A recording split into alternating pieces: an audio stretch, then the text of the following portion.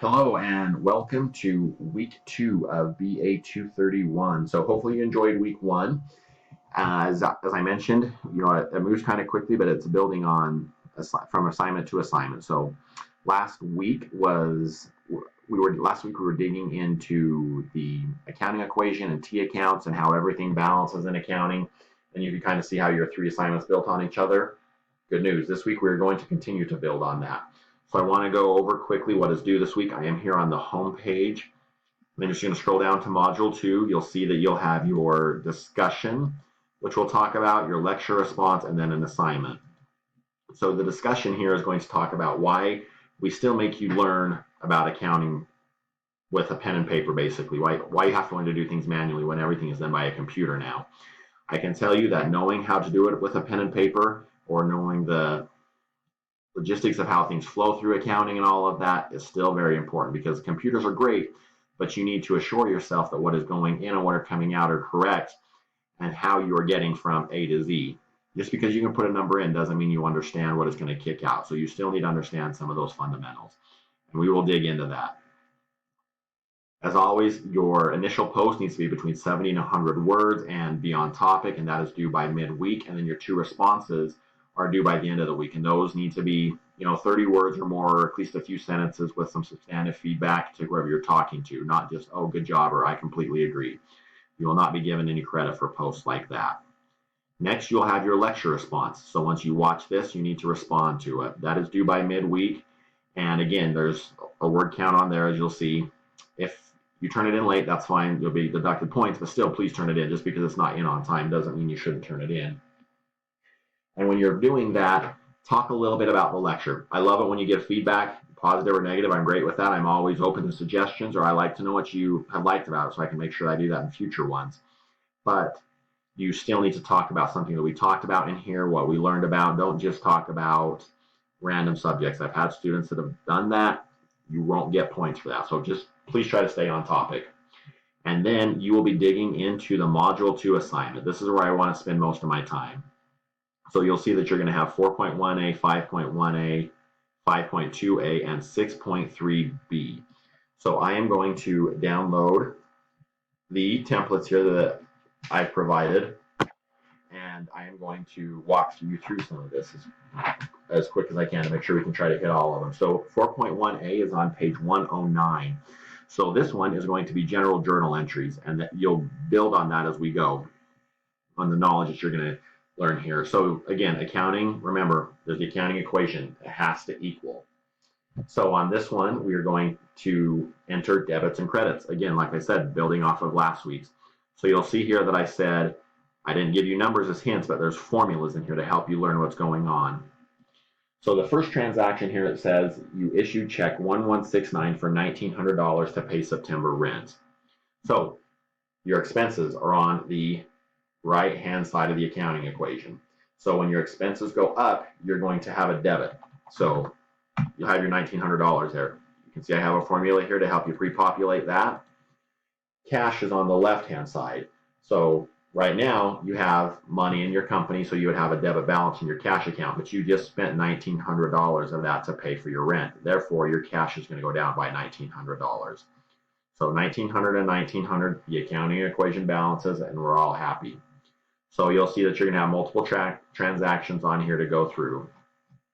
I've given you the debits and the credits, and then I've also kind of given you the names here to help you build on that and know.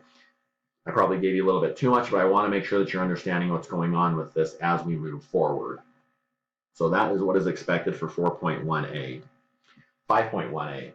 So this problem, we are going to be filling out a worksheet. And this one, I've not only given you a couple of highlights, but I've given you some tips in all of the columns.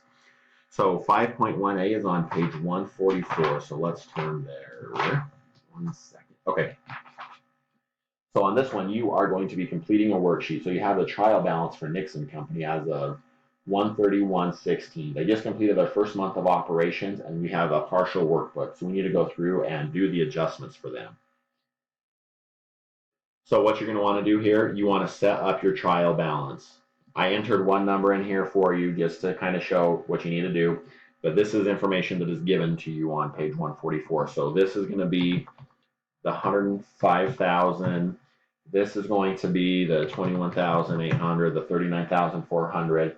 When you get down, this amount here is going to be the 393, or the 393,000. If you're not familiar with Excel, I'll give you a quick tip. You can see how it has the pound signs right here. That means that your cell is not big enough to show the numbers. If you simply go up here and go to the far right of column F, you can see how it switches from an arrow to kind of the line with two arrows, and double click. It will automatically space it to the right size for you. Or when it's on that, you can just right click on it and then drag it back and forth to adjust it to whatever you need. So you'll fill out your trial balance here. When everything's done, this should be 393, this should be 393. Now you need to go through and you need to do your adjustments. So I'm going to walk you through the first ones. So you got your instructions, you've done step one. Now on step two, it says supplies on hand at the end of the month for $4,200. Okay, so sometimes with accounting, the wording can be a little bit tricky. It's very straightforward, but you need to listen to it. You did not spend $4,200 on supplies or use $4,200 on supplies. That's how many supplies you had left. So you started with $39,400. You need to, which is an asset in supplies, but you only have $4,200 left. So how do you get this $35,200? Well, if you take $39,400 and then what do you have left? $4,200. You get the $35,200. So that is what you spent throughout the month.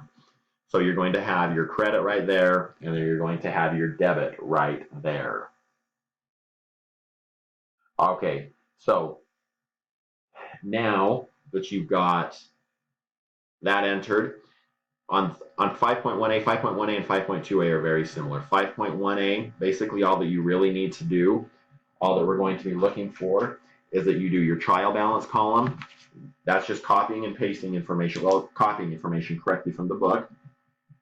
And then also your adjustment section, you want to make sure that you get all of that done. If you want to do a little bit more to kind of help prepare you with 5.2a, that's great. That's why I've added the adjustment trial balance, the income statement, and the balance sheet on here, but you don't necessarily have to do that. But it is good practice. I thought that I would provide that for you. So let's move on to 5.2a. This one is going to have a little bit more. So on this one here, you've got the adjusted trial balance for the college bookstore as of November 30th, 2016, after the firm's first month of operations. And this information appears on the next page. So you're going to see that you're going to have cash. So this is set up really similar to 5.1a. Your cash, $46,150. Your accounts receivable, you're going to have your amount on there. And so what you're going to want to do is you're going to go through and you're going to fill all of that out. All right, so you're going to want to go through and fill this out. But you want to read all of the instructions first again. So it says record the adjusted trial balance and the adjusted trial balance columns of the worksheet. Prepare the adjusting entries in the adjustments column. But then you want to complete the trial balance columns of the worksheet prior to making any entries. So you're probably wondering how we got from the 15,000 to the 5,800 when it says that your supplies on hand are 9,200. So that is going to be your adjusted trial balance. Well, I will show you how you got to that. So your adjusted trial balance is $9,200 here for your supplies.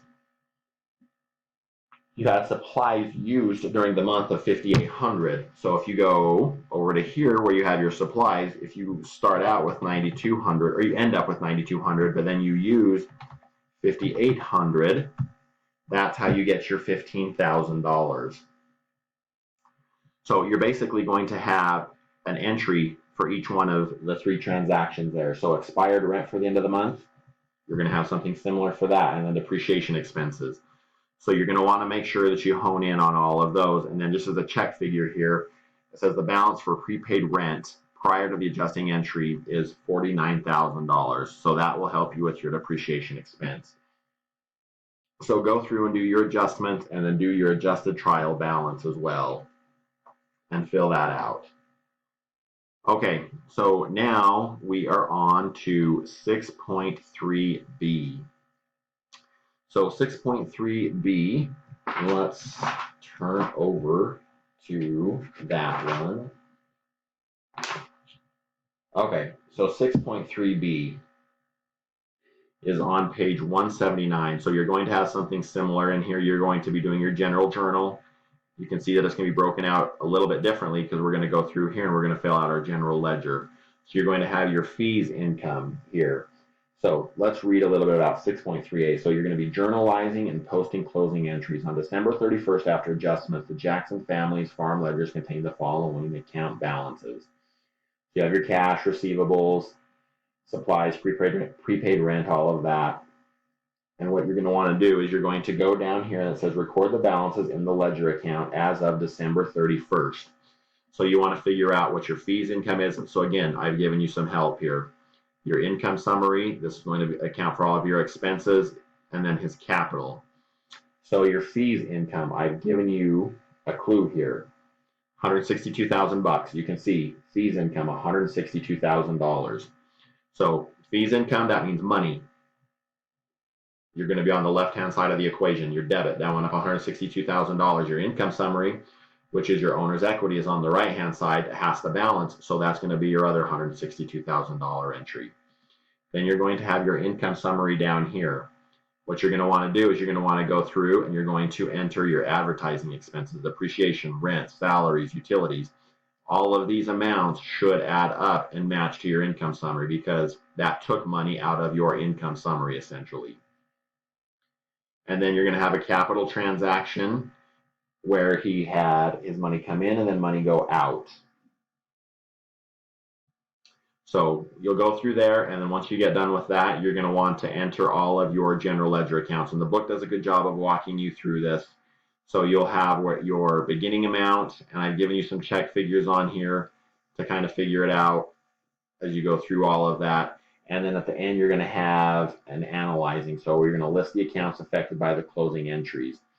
So not all of these general journal transactions are going to have a debit or a credit. You'll see that there's only going to be 4 of them essentially because it has nothing to do with necessarily cash right here or working with your supplies or different things like that. So you're going to want to stick to what those are. So feel free to look through this and let me know if you have any questions. You'll see that all 4 of these build on each other. We start with just a straightforward general journal doing our debits and credits. That's in 4.1a. and 5.1a, you're going to do a little bit more because you're going to fill out your trial balance with all of the given information and then just do some simple adjustments.